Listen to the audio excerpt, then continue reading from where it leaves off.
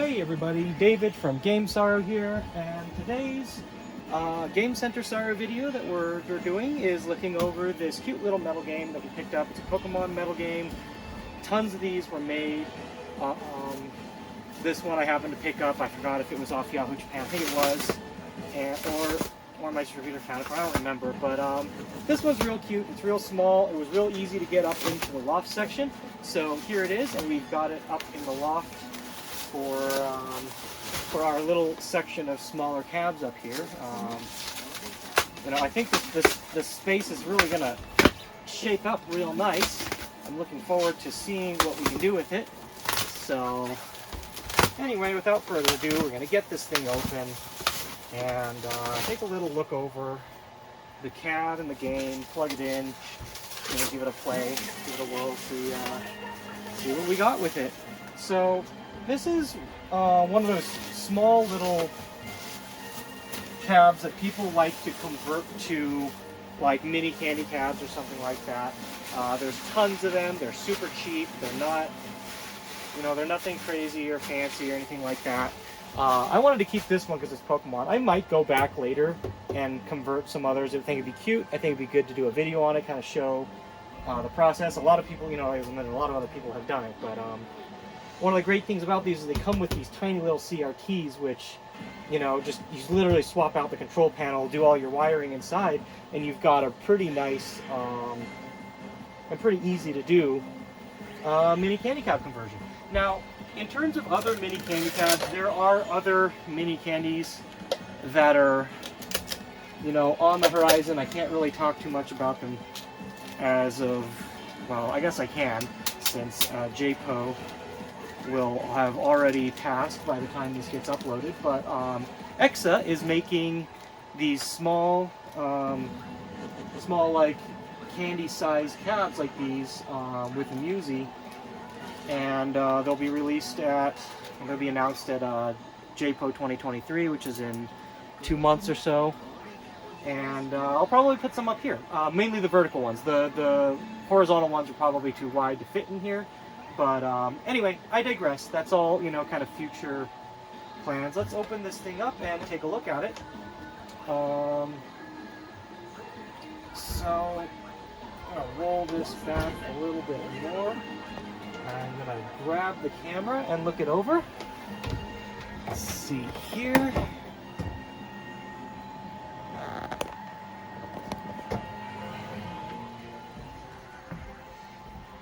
So, not much to say about these small, cute body size. Looks like we got some plastic damage here. Kind of the same thing that happened to the DDR kids. I think that gets to be pretty common with how small these are, and these aren't necessarily like super sturdy pieces or something. Later down the line, I might like fill it with something and podge it or something. Probably a good thing to do. Okay, so then down here, let's take a look at the front.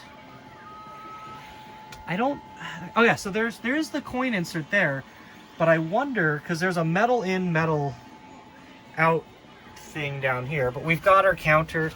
I wonder if this was reset, because, well, holy crap, look at this freaking, so 5,400 yen coins in. I wonder if, how that works, or what that's for, considering it's probably not, let me see here. So that is, if you focus on it, that's not a yen mech. I wonder if that's probably maybe a metal mech.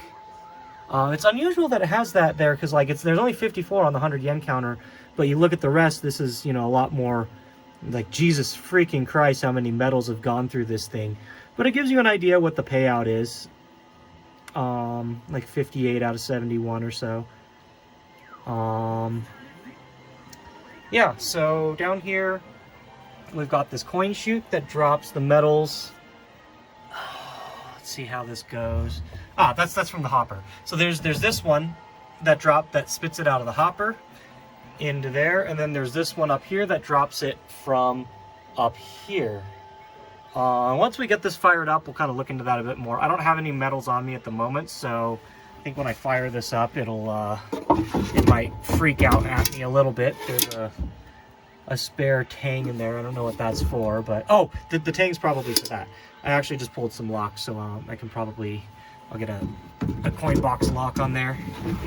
And this other slot up here doesn't seem to be fed by anything, so it looks like maybe this game, I feel like this game was converted from something else, and there's probably something under this control panel that that would have had like another coin slot, because there's an obvious slot here where 100 yen coin's supposed to go in, and it's just not there. And like looking up inside, I don't see anything there either. So, and it looks like it would loop around the back of this. We'll open up that panel, take a look at it. There's our metal PCB.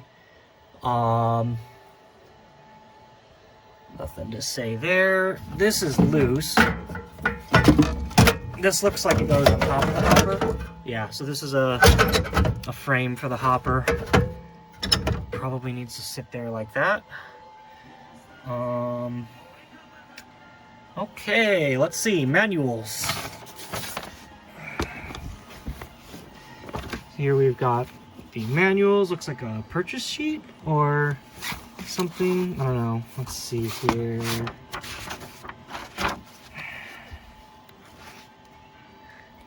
Just some basics. We've got this interesting little button here. It kind of reminds me of, I don't remember if that's like a single, if there's two switches, but we'll take a look at it. It's probably just one. They made these weird switches for Puzzle Fighter that were just like a single button with two like buttons in it or whatever. That's not what this is, but it'd be kind of interesting. Let's see. Anyway, just a bunch of stuff about the PCB in there. Nothing too special. Let's come over to this side. We've got, just do a quick leaf through the stuff about payout and yeah, whatever. Anyway, I'm sure we'll just figure stuff out as we go when we get this powered up. I'm probably going to power it up, but I'll come back and do gameplay a little bit later once I grab some metals. I don't know where they are, but yeah, okay, let's come around back, just kind of take a look at it. I'm gonna push it back in place. Nothing back there, just power cable. And so anyway, that's it probably for this look over. I think actually I'll come back once it's plugged in, got coin, all that stuff, and we'll do all the gameplay in just a sec. So we'll be right back. So I tested, there's actually one metal in the machine. So I was like, okay, whatever, I'll check it out, tested it. Took it out to put back into the machine, and this was so rusted that it wouldn't go through. So I fed a coin through it a couple times, and seems to work now, but like at some point I'm probably going to want to come back and clean this. Anyway, since I had to take this whole thing apart, I might as well take a little look at the rest of the cab, go over the test menu, I'll put it back together, and then just play it a couple times. I think there's probably some progression. I think also if you put in like 2 coins, maybe that's like a harder mode is what it looks like it says on the which part of the control panel. But anyway, yeah, in order to get to the coin chute, which is right there, I had to take this entire thing off. So you got the connectors there for the lights, you've got the connector here for like the one button. Yeah, so let's go ahead and take a look at test menu. So up here we've got test and service. So we want to go next page. Let's take a look at all these game information. There's the coin counter, which shows 0 for metal. And this has probably been reset at some point, but yeah, there's that. 100 yen metals gives you 10, payouts 90%, advertised sound off. I'm actually going to turn that on. Oops. Which button do I need? Game information. Oh, I can't change it. I wonder if that is a dip switch setting.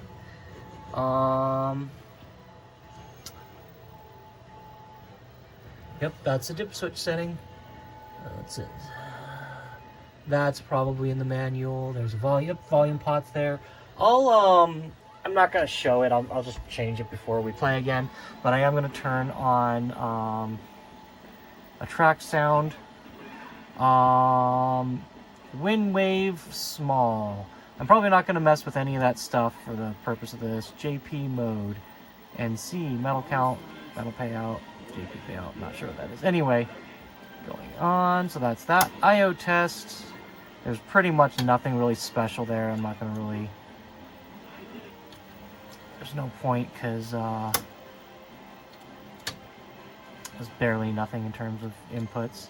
There's the monitor test. It looks pretty solid. Sound test.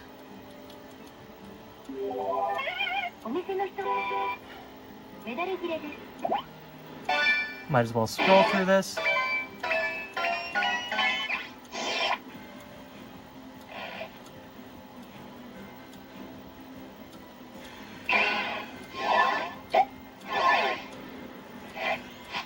Seems like a lot of these are unused.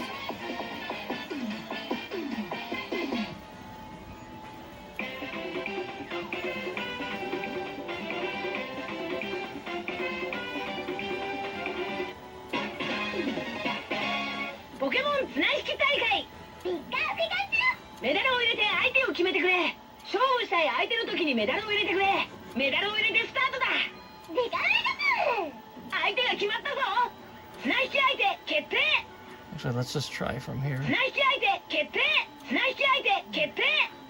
Oh.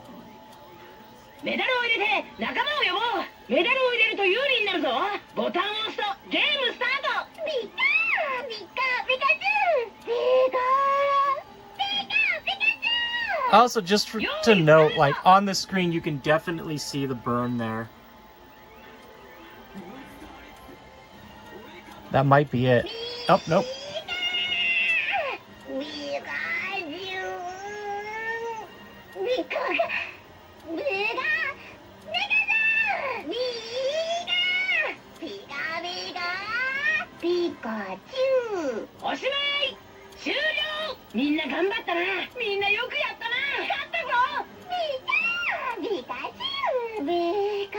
You can just scroll through this part of the video if you want, because this might be a while.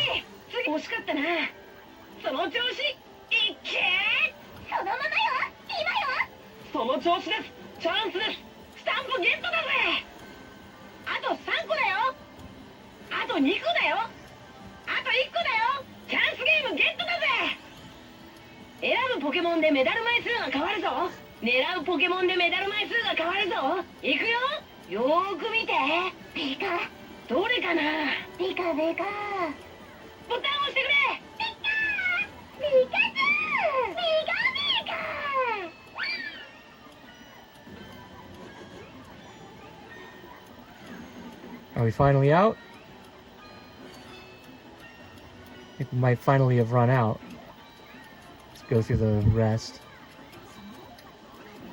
I assume so. Also, the other thing, this hardware is probably used for a lot of different games, and they're just populating certain, you know, triggers for each one. So it's like not obviously that all of them are going to be full, because it looks like it's going to cycle through a full 255. Yeah, there's nothing in there.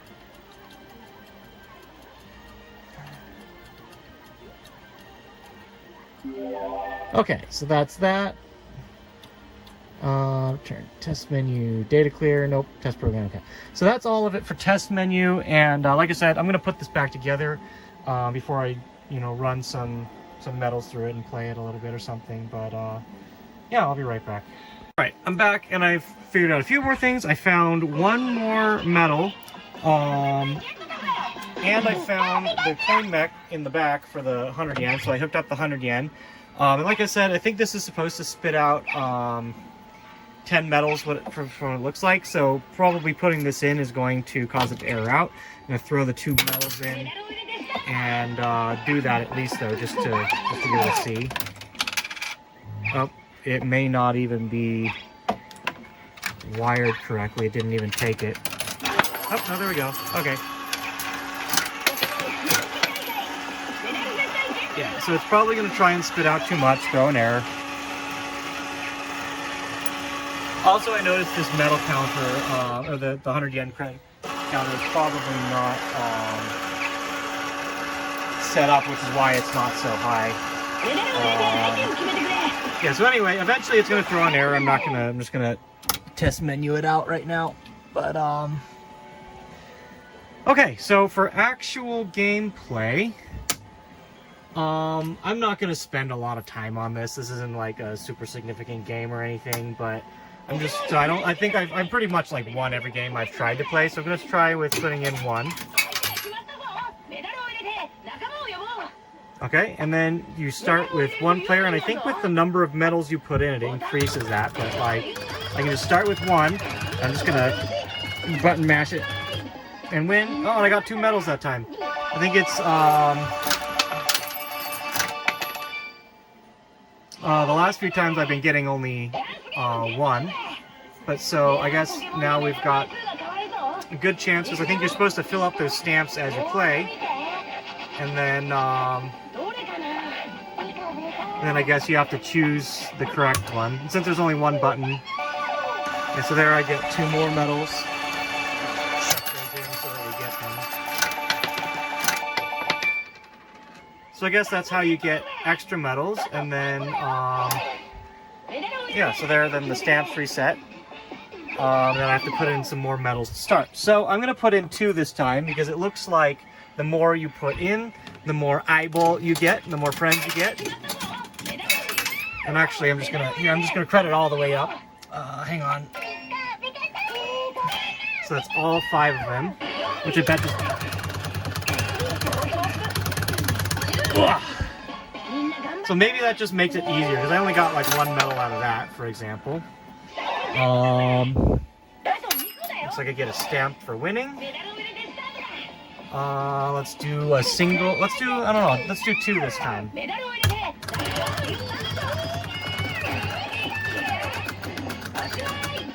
And 3 medals. I don't know. I wonder if that payout is just random or something.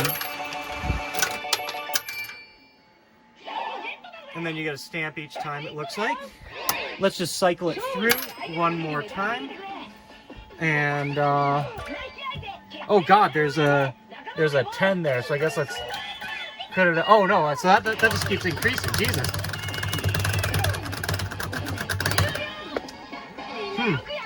Yeah, no, that has to be random, like what you get out of that. So, yep, and then we get 1 more stamp. Then we have a chance game, so we want to get the 6. Try and watch that.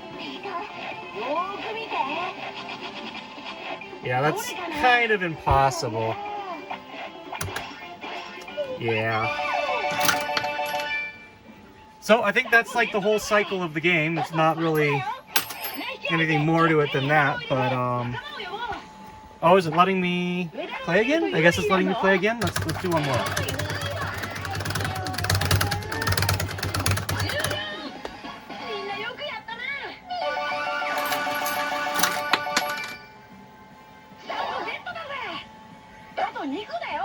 Yeah, that's the entire cycle of the game. Nothing, you know, much more than that. But yeah. So that's this Pokemon Metal game. I don't know if I'm gonna get other metal games like this, because they're really simple. They're for like little kids, and you know, it's just a 1 button, you know, button masher or whatever. But I think this is something that I'll definitely push to represent more in like bigger, when I have a bigger space or something. But you know, because I want to represent everything. But for now, you know, this fills a slot. It's very easy to fit in with all the other games in this space, so it's kind of cool. I hope you enjoyed checking this out. To be honest, I don't think I've seen any arcades in Japan that have these, really. And I'm not looking that hard, and I'm not going a lot off the beaten path yet, but like, these are really cool, and eventually they're going to be a piece of history. And I'm keeping this one the way it is. I'm not going to, you know, mod it or anything like that, but yeah, just pretty cool. Thanks for watching. I've got a couple more videos that I've got lined up that I'm going to be doing for the for this Game Center series little thing I'm doing. It's no different than any other ones. It's just cabs in my Game Center. But I'm probably going to be doing this baby UFO next, which is just really cute. So yeah, stay tuned. Check it out. Thanks for watching. Stay safe. And we'll see you in the next video.